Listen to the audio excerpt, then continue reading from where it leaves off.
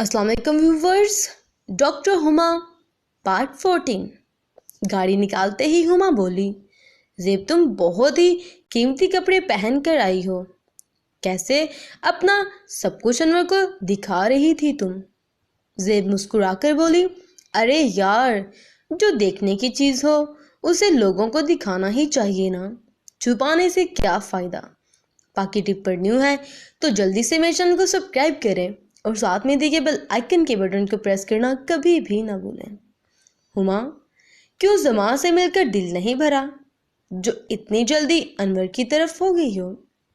ज़ेब, अरे हुमा जी, दोनों ही एक जैसे ही होते हैं। जैसे लड़की को बहुत सारे लड़का चाहिए, ऐसे लड़का को भी बहुत लड़कियां चाहिए, इसलिए बस दिल मचल गया आपके इतने खूबसूरत शोहर को देखकर। वैसे अगर आपको कोई एतराज़ है तो बता दें। ज़ेब ने आंखें निचाते हुए कहा। हुमा इसकी बात पर हंस पड़ी। नहीं नहीं, तुम करो जो करना है।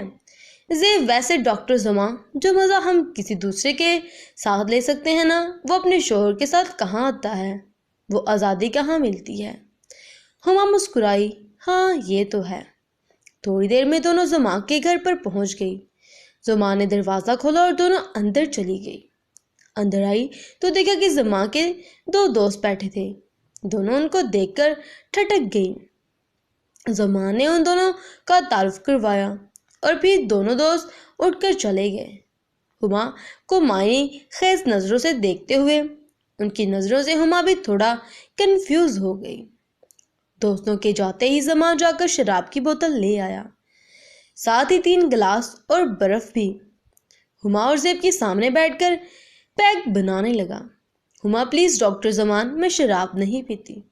ज़ेब हंसी, जी हाँ डॉक्टर ज़मा, ये शराब नहीं पीती, ये सिर्फ वही का पानी पीती हैं, वो पिला दें बस आप इनको।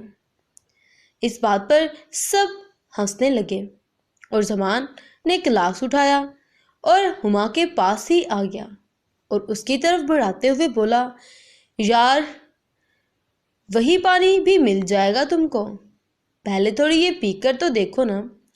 ये कोई देसी टाइप की नहीं, ये एम्ब्रॉयडर्ड है, ज़्यादा नशा नहीं होगा तुमको, प्यार के खेल में मज़ा भी ज़्यादा आएगा।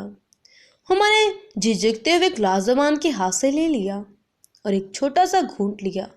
हुमा को कोई तेज सी चीज़ अपने हलक से नीचे उतरती हुई महसूस हुई, मगर जैसे ही शराब उसके मैदे में उतरी तो उसे कुछ अच्छा लगा और फिर वो सबके साथ बातें करती हुई घूंट घूंट शराब पीने लगी।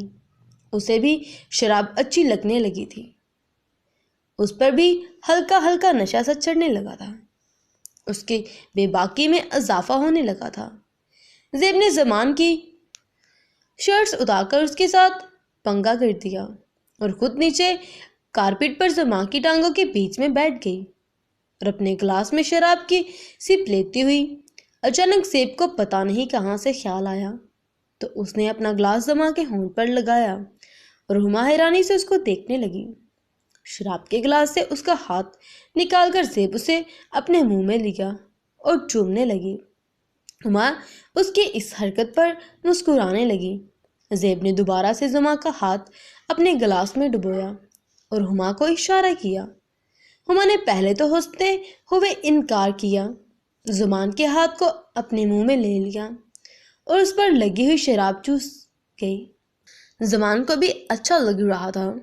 उसने अपने गिलास से थोड़ी थोड़ी शराब अपने हाथ पर गिरानी शुरू कर दी और हुमा और ज़ेब ने उसे चाटना शुरू कर दिया। कुछ शराब नीचे ज़मा के बाजू पर पहुंची तो ज़ेब ने उसे भी चाट लिया। ऐसे ही मस्तियां करते हुए वो शराब पीते जा रहे थे। ज़ुमान ने हुमा की टी शर्ट को पकड़ा और उसे ऊपर करते हुए उसके जिस्म से अलग कर दिया। उसे जिस्म पर बहुत प्यारी लग रही थी। फिर उसने अपने हाथ में पकड़े हुए गिलास से शराब हुमा के हाथ पर डाली। जैसे ज़ेब ने चाटना शुरू कर दिया।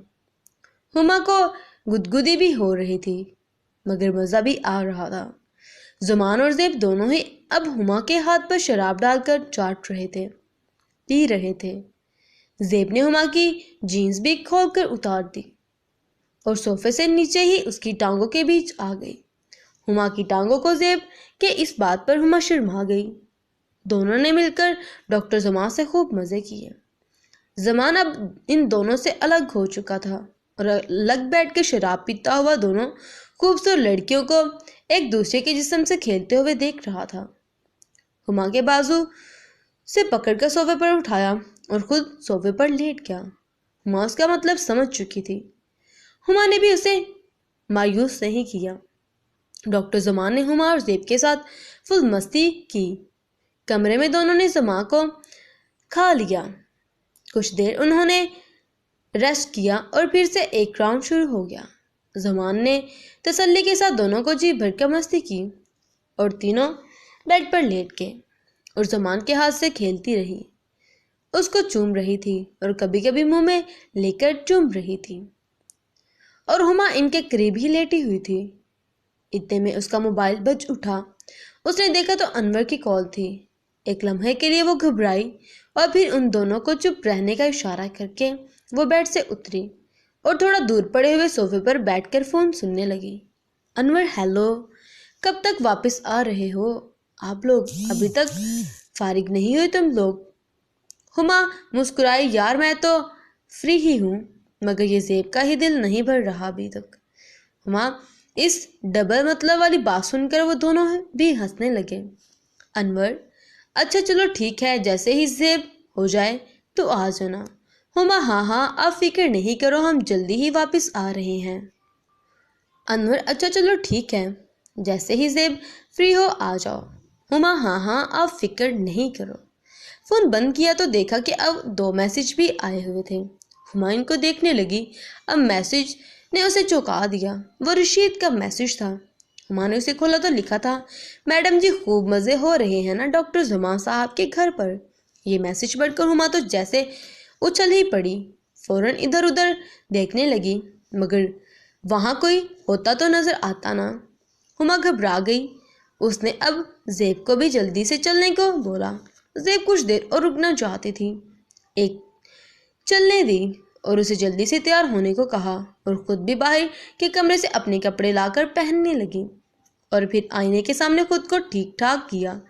زیب بھی تیار ہو گئی اور زمان کے گھر پر قریب 4 گھنٹے رکنے اور مستی کرنے کے بعد ہما اور زیب واپس روانہ ہوئی۔ ہما راستے میں بھی وہ ادھر ادھر دیکھتی آ رہی تھی کہ کہیں رشید تو اس کا پیچھا نہیں کر رہا۔ زیب نے پوچھا بھی کہ وہ گھبرائی کیوں ہے، مگر ہما نے اسے ٹال دیا کہ ایسی کوئی بات نہیں ہے۔ ہما نے زیب کو اس کے ہوٹل چھوڑا اور خود اپنے گھر کی طرف چل پڑی۔ گھر سے کچھ فاصلے پر رک کر ہما نے کچھ سوچ کر رشید کا نمبر ملایا۔ کال جاتی رہی مگر اس نے کال ریسیو نہیں کی۔ ایسے ہی ہما نے 5 بار رشید کو کال کی مگر اس نے کال نہیں ریسیو کی۔ ہما کی گھبراہٹ اور پریشانی بڑھ رہی تھی۔ اسے سمجھ نہیں آ رہی تھی کہ آخر رشید اس کی کال اٹینڈ کیوں نہیں کر رہا، آخر وہ چاہتا کیا ہے۔ آخر ہما نے گاڑی آگے بڑھائی اور گھر پہنچ گئی اور اوپر اپنے فلیٹ پر پہنچی تو اس کے فلیٹ کا دروازہ کھلا ہوا تھا۔ وہ تھوڑا حیران ہوئی، پھر اندر داخل ہوئی تو اندر کا منظر دیکھ کر اس کے پیروں کے نیچے سے زمین نکل گئی۔